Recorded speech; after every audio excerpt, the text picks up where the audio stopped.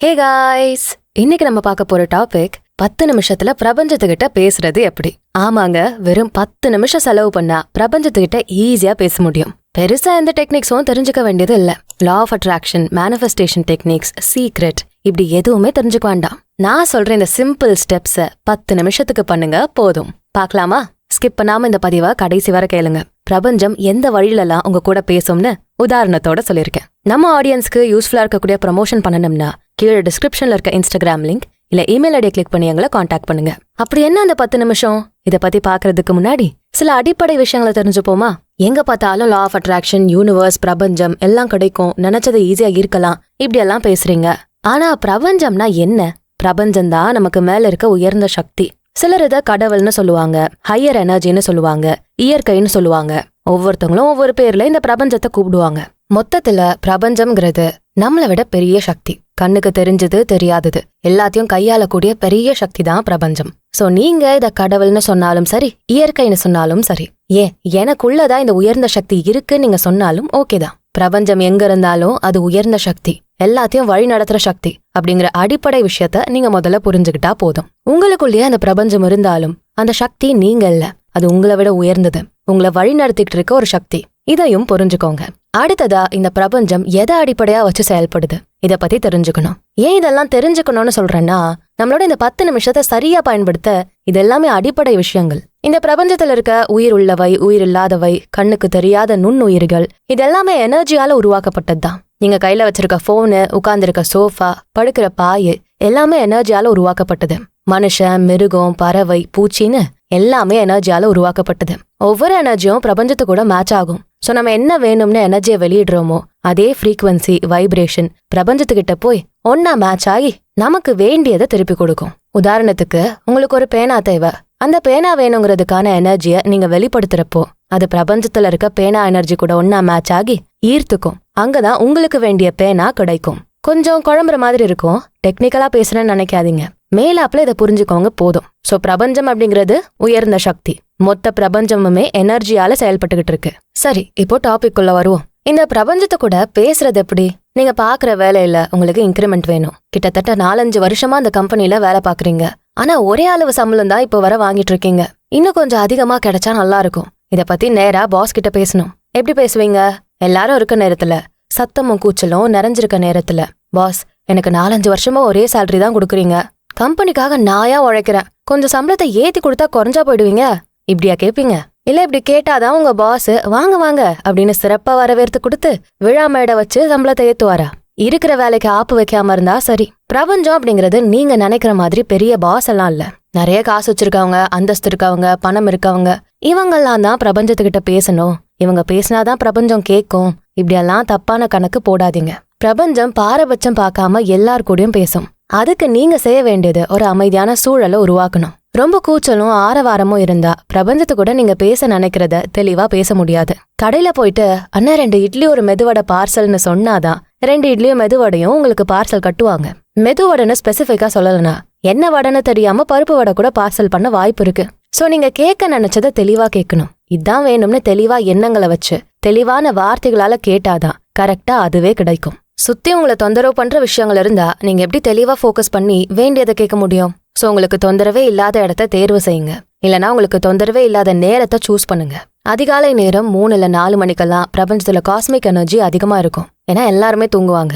நீங்க மட்டும் முழிச்சிருந்து கேட்டா அந்த எனர்ஜி மொத்தத்தையும் நீங்க ஈர்க்க முடியும்னு சொல்லுவாங்க. எல்லாருக்கும் தெரிஞ்ச மாதிரி சொல்லணும்னா பிரம்ம முகூர்த்த நேரம்னு சொல்லலாம். அதுக்குன்னு 3-4 மணிக்கெல்லாமா எழுந்துக்க சொல்ற? ரொம்ப கஷ்டம்னு நினைக்கிறீங்களா? ஒன்னும் பிரச்சனை இல்ல. காலையில 6-7 மணிக்கு கூட எழுந்துக்கங்க. பட் 7 மணியை தாண்டிட வேண்டாம். 6 மணிக்கு எழுந்தா கூட பெட்டர் தான். சுத்தி சத்தமில்லாத, தொந்தரவில்லாத அமைதியான நேரமும் இடமும் இருக்கணும். பிரபஞ்சம்ங்கிறது உயர்ந்த சக்தி. ஆனா எல்லாருக்கும் பாரபட்சம் இல்லாம எல்லாத்தையும் சமமா வழங்கக்கூடிய உயர்ந்த சக்தி. சோ அது கூட நெருக்கமாக கொஞ்சம் சரியான வேலைகளை செய்யணும்ல.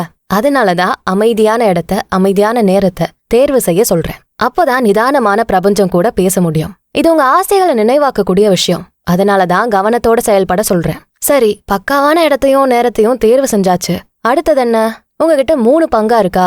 உடல், மனம், ஆன்மா. இது 3ஐயும் சீர்படுத்தணும், அதாவது நிதானமாக்கணும். உங்க உடல், மனம், ஆன்மா 3மே பிரபஞ்சத்தோட அங்கம் தான். இதுலயும் எனர்ஜிகள் ஓடிக்கிட்டு தான் இருக்கு. இந்த 3ஐயும் அமைதிப்படுத்தி நிதானமா செயல்பட வைக்கணும். ஏன் உடல்? உடல் இல்லாம நீங்க வெளிப்படையா தெரிய மாட்டீங்க.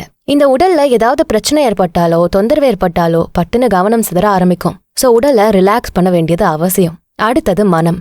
எண்ணங்கள் அலைப்பாயிர இடம் இதுதான். எண்ணங்கள் ஒண்ணுக்கொன்னு அலமோதிக்கும். ஒரே உள்ள சத்தமா கூச்சலா இருக்கும். இப்படி எண்ணங்கள் மனசுக்குள்ள ஓடிக்கிட்டே இருந்தா எப்படி நம்ம தெளிவா செயல்பட முடியும், கவனத்தோட இருக்க முடியும்? சோ மனசை ரிலாக்ஸ் பண்ண வேண்டியது அவசியம். அடுத்தது ஆன்மா.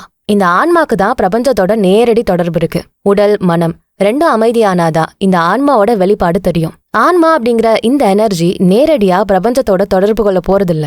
இதையுமே நம்ம ரிலாக்ஸ் பண்ணணும். மூணையும் ரிலாக்ஸ் பண்றதுக்கு என்ன வழி? மூச்சு பயிற்சி, தியானம் தான். நான் சொன்னேன்ல, அமைதியான இடத்தையும் நேரத்தையும் தேர்வு செய்ய சொல்லி. அமைதியான இடத்துல உட்கார்ந்ததும் நீங்க முதல்ல பண்ண வேண்டியது உடல் மனம் ஆன்மா மூணையும் அமைதிப்படுத்துறது தான். நல்லா மூச்சு பயிற்சி பண்ணுங்க. மூச்சு காத்த உள்ள ஆழமா எடுத்துக்கோங்க. உங்க வயிறு வெளியே வரணும். அப்புறம் மூச்சை வெளியே விடுறப்போ உங்க வயிறு உள்ள போகணும். மூச்சு பயிற்சி எந்த அளவு ஆழமா நிதானமா இருக்கோ அவ்வளோ சீக்கிரம் உங்க உடலும் மனமும் ஆன்மாவும் ரிலாக்ஸ் ஆகும். ஒரு 4 தடவை ஆழமா மூச்சு விட்டதுக்கு அப்புறமா உங்க உடல் தானா ரிலாக்ஸ் ஆகுறத நீங்க ஃபீல் பண்ணுவீங்க. உடல்ல கனம் தெரியாம லேசா இருக்க மாதிரி ஃபீல் இருக்கும். நீங்க கவனத்தோட மூச்சு பயிற்சி செய்யறப்போ மனசுல அலமோதிட்டு இருக்க எண்ணங்களும் அமைதியா ஒரு நிலைப்படுத்தப்படும். எல்லா எண்ணங்களும் சீராகி மனசுக்கு அமைதி நிலை கிடைக்கும். சோ கவனத்தோட ரிலாக்ஸ் பண்ணி மூச்சு பயிற்சி பண்ணுங்க. அடுத்த ஸ்டெப் வார்த்தைகள். எல்லாம் அமைதி நிலையில இருக்கு. இப்போ நீங்க உங்க வார்த்தைகளோட சக்தியை பயன்படுத்த போறீங்க. உங்களுக்கு என்ன வேணுமோ அதை நீங்க கேட்கலாம். ஆனா அதுக்கு நீங்க யூஸ் பண்ண போற சக்தி வாய்ந்த ஆயுதம் நன்றி அப்படிங்கிற வார்த்தை தான். நான் எல்லா டைமும் சொல்லியிருக்கேன், நன்றி உணர்வு தான் இருக்கிறதுலயே அதிக பாசிட்டிவ் எனர்ஜி கொண்டது. சோ எல்லாத்தையும் நன்றி வார்த்தைகளை பயன்படுத்தியே கேளுங்க. உங்களுக்கு ஐடி கம்பெனில ஜிஎம் போஸ்ட் கிடைக்கணும்னு ஆசை. எனக்கு ஐடி கம்பெனில ஜிஎம் போஸ்ட் வேணும்னு கேட்க கூடாது. முன்னாடியே சொல்லியிருந்தேன், உங்க வார்த்தைகளுக்கு சக்தி அதிகம், அதுவும் நன்றி வார்த்தைகளுக்கு ரொம்பவே அதிகம். சோ எப்படி கேட்கணும்னா, நான் நினைச்சபடி எனக்கு ஐடி கம்பெனில ஜிஎம் போஸ்ட் கிடைச்சதுக்கு நான் ரொம்ப நன்றியோட இருக்கேன். இப்படி கேட்கணும். ஆமா, உங்களுக்கு இன்னும் வேலை கிடைக்கல, நீங்க கேட்ட வேலை கிடைக்கலதான். ஆனா நீங்க இப்படி ஆல்ரெடி கிடைச்ச மாதிரி அந்த வேலையை தான் நீங்க பாத்துட்டு இருக்க மாதிரி கற்பனை பண்ணி நன்றி உணர்வை செலுத்தி கேட்கணும். இதேதான் எல்லாத்துக்குமே. பணம் வேணுமா? ஏற்கனவே உங்ககிட்ட பணம் இருக்க மாதிரி நன்றி சொல்லி கேளுங்க. நயா பைசா இருக்காது. ஆனா எனக்கு கிடைச்ச இந்த 1 லட்சம் ரூபாய் பணத்துக்கு நான் நன்றியோட இருக்கேன். எனக்கு இந்த பிரபஞ்சம் நான் கேட்ட 1 லட்சத்தை கொடுத்து என்ன சந்தோஷமா வாழ வச்சிருக்கு. அதுக்காக பிரபஞ்சத்துக்கு நன்றி சொல்றேன்.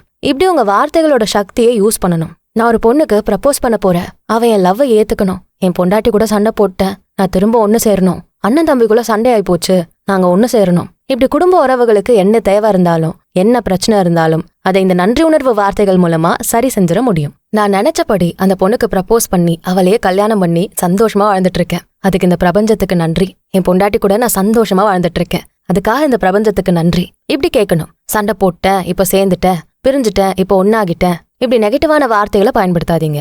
ஏற்கனவே நீங்க வாழ்ந்துட்டு இருக்க மாதிரி பாசிட்டிவான வார்த்தைகளை மட்டுமே பயன்படுத்துங்க.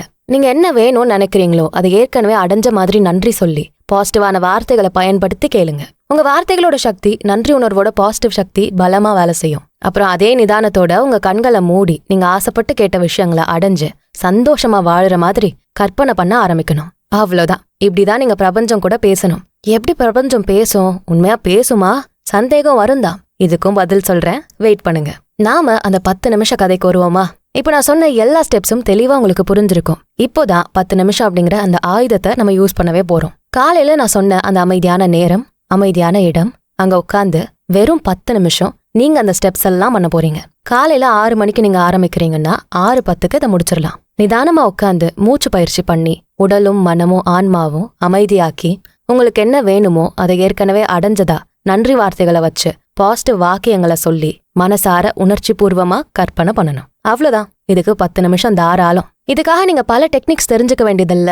லாஸ், மேனிஃபெஸ்டேஷன், சீக்ரெட் இதெல்லாம் தெரிஞ்சுக்க வேண்டிய அவசியமே இல்ல. ஜஸ்ட் நான் சொன்ன இந்த ஸ்டெப்ஸே போதும். இன்னும் நீங்க பர்ஃபெக்டா பண்ணணும்னா நல்ல ப்ரிப்பேர்டா அதை ஆரம்பிக்கணும். ஒரு நோட் எடுத்து வச்சுக்கோங்க. அதுல உங்க ஆசைகள்லாம் என்னன்னு எழுதுங்க.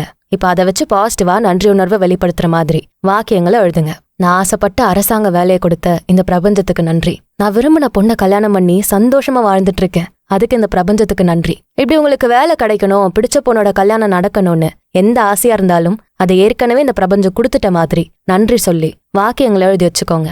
சோ அந்த 10 நிமிஷம் நீங்க வேற எதையுமே யோசிக்காம இந்த வாக்கியங்களை மனசார உணர்ச்சிகளை வெளிப்படுத்தி சொல்ல முடியும். காலையில மட்டும் இல்ல, இரவு நேரத்திலயுமே இதை செய்யுங்க.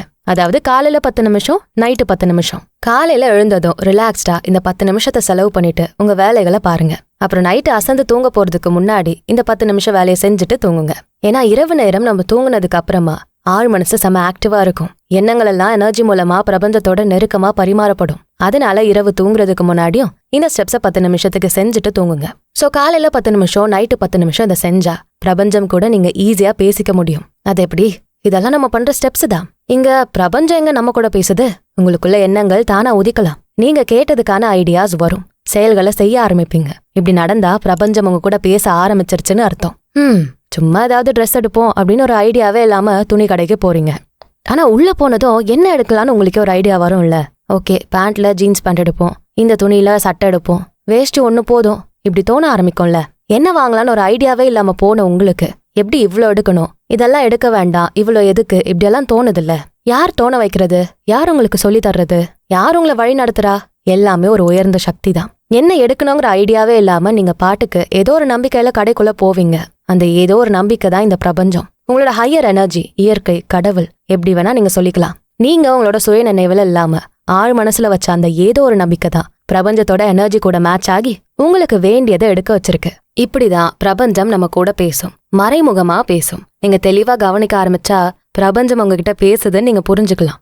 நிறைய அடையாளங்கள் வெளிப்படும். உதாரணத்துக்கு நீங்க ஒரு பொண்ணு கூட பேச நினைக்கிறீங்கன்னு வச்சுப்போம். ஆனா பேச தைரியம் இல்ல, சான்ஸும் சரியா அமையல. இப்ப இந்த 10 நிமிஷம் ட்ரிக்க ஒரு வாரமா பண்றீங்க. 8வது நாள் அந்த பொண்ணு கூட தனியா பேச வாய்ப்பு கிடைக்கும். இல்லனா அவளே உங்களை பார்த்து ஸ்மைல் பண்ணுவா, இல்ல ஏதாவது உதவி கேட்பா. எப்படியோ 2 பேருக்குள்ள அந்த ஒரு சின்ன நெருக்கம் வந்துரும். குறைஞ்சது 3-4 நாள்ல இது வேலை செய்ய ஆரம்பிச்சிரும். சில நேரம் உங்களோட முயற்சியும் சக்தியையும் பொறுத்து ஒரு வாரம் கூட ஆகலாம். ஒரு பிரச்சனைக்கான தீர்வை நீங்க கேக்குறீங்க. அந்த தீர்வு உங்க கனவுல வரலாம், இல்ல கண்ணு முன்னாடி வேறொரு செயல்பாடு மூலமா அந்த தீர்வு கிடைக்கலாம். லைக் கெமிஸ்ட்ரியில வர பென்சீன் ரிங் கனவுல தான் கண்டுபிடிக்கப்பட்டுச்சு. ஒரு பாம்பு தன்னோட வாலையே சுத்தி வந்து கடிக்கிற மாதிரியான வடிவம் தெரிஞ்சது. அதை வச்சுதான் பென்சீன் ரிங் கண்டுபிடிக்கப்பட்டுச்சு. இப்படி நீங்க என்ன கேட்டீங்களோ அது சம்பந்தப்பட்ட அடையாளம் கனவு மூலமாவோ இல்ல ஏதாவது நிகழ்வு மூலமாவோ கிடைக்கலாம். இந்த அடையாளங்கள் தான் பிரபஞ்சத்தோட வார்த்தைகளும் வழிகாட்டுதல்களும். நேரடியா பேசாது, இப்படி அடையாளங்கள் மூலமா பேசும். சில நேரம் உங்க கூட இருக்க நண்பர்கள், உறவுகள், இல்ல தெரியாத ஒருத்தர் மூலமா கூட பேசும். என்னடா பண்றது, இந்த பிரச்சனையை எப்படி முடிக்கிறதுன்னு பிரபஞ்சத்து மேல பாரத்தை போட்டு உட்கார்ந்துருப்போம். திடீர்னு ஃப்ரெண்டு வந்து ஒரு நல்ல ஐடியா சொல்லுவான், இல்ல அப்பா ஏதாவது நல்ல ஐடியா சொல்லுவாரு. யாருன்னே தெரியாத ஒருத்தர் அவரோட கதையை சொல்லுவாரு. அந்த கதையில உங்க பிரச்சனைக்கான தீர்வு இருக்கும். இந்த மாதிரி பல வழியில பிரபஞ்சம் உங்க கூட பேசும். இந்த 10 நிமிஷ ட்ரிக்க நீங்க தொடர்ந்து செயல்படுத்திக்கிட்டே வந்தா பிரபஞ்சம் உங்க கூட சீக்கிரமே பேசுறத நீங்களே கவனிப்பீங்க. சோ தாமதப்படுத்தாம சீக்கிரமே இந்த ட்ரிக்கை யூஸ் பண்ணி பிரபஞ்சத்துக்கிட்ட பேசி உங்க ஆசைகள் எல்லாம் சீக்கிரம் நிறைவேற்றிக்க பாருங்க. திரும்ப அந்த 10 நிமிஷ ட்ரிக்க சொல்றேன். காலையில 10 நிமிஷம், நைட்டு தூங்குறதுக்கு முன்னாடி 10 நிமிஷம். எந்த தொந்தரவும் இல்லாத அமைதியான இடத்துல, அமைதியான நேரத்துல உட்கார்ந்து நிதானமா மூச்சு பயிற்சி, தியானம் செஞ்சு உடல், மனம், ஆன்மா 3ஐயும் அமைதிப்படுத்தி ரிலாக்ஸ் ஆகணும். எனக்கு கிடைச்ச 1 லட்சம் ரூபாய் பணத்துக்காக நான் பிரபஞ்சத்துக்கு நன்றி சொல்லிக்கிறேன். இப்படி பாசிட்டிவான வாக்கியங்களை சொல்லணும். கடைசியா உணர்ச்சிகளை வெளிப்படுத்தி இதை கற்பனையும் செய்யணும். 10 நிமிஷம் இதை செஞ்சு முடிச்சுட்டு நீங்க நம்பிக்கையோட சாதாரணமா உங்க வேலைகளை செய்யுங்க. பிரபஞ்சம் உங்க கூட பேசுறத நீங்களே நோட் பண்ணுவீங்க. தொடர்ந்து 7 நாளைக்கு இதை செய்யுங்க. உங்களுக்கே அடையாளங்கள் தெரியும். சோ ட்ரை பண்ணிட்டு ஒர்க் ஆச்சான்னு கமெண்ட்ஸ்ல சொல்லுங்க. எல்லாருக்கும் கண்டிப்பா யூஸ்ஃபுல்லா இருக்கும். இந்த வீடியோ உங்களுக்கு பிடிச்சிருந்தா இதுக்கு ஒரு லைக்கை போட்டுட்டு உங்க ஃப்ரெண்ட்ஸ் அண்ட் ஃபேமிலிக்கு ஷேர் பண்ணுங்க. நம்ம channels beyond the ordinary and body and soul Tamil 2த்துக்கும் சப்ஸ்கிரைப் பண்ணிட்டு பெல் ஐகானை அழுத்திருங்க. நான் உங்களை அடுத்த வீடியோல பாக்குறேன். நன்றி.